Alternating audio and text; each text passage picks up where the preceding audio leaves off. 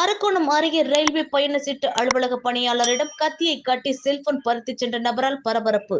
ராணிப்பேட்டை மாவட்டம் அரக்கோணம் அடுத்த மோசூர் ரயில் நிலையத்தில் பயணச்சீட்டு வழங்கும் அலுவலகத்தில் ஒப்பந்த அடிப்படையில் பணியாற்றி வரும் திருவலங்காடு சின்னம்மாப்பேட்டை பகுதியைச் சேர்ந்த புவனேஸ்வரி வயது 45 என்பவர் பணியில் இருந்தபோது அங்கு வந்த சுமார் 40 வயது மதிக்கத்தக்க ஆண் தான் வைத்திருந்த கத்தியை காட்டி மிரட்டி செல்போனை பறித்துக் கொண்டு தப்பிச் சென்றதாக கூறப்படுகின்றது.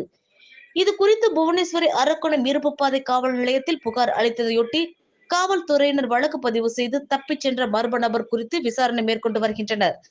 ரயில் நிலையத்தில் பயணச்சீட்டு அலுவலக பெண் பயணியாளரிடம் கத்தியை காட்டி நடைபெற்ற கொள்ளை சம்பவம் ரயில் பயணிகள் இடையே பெரும் பரபரப்பையும் அச்சத்தையும் ஏற்படுத்தி வருகின்றது.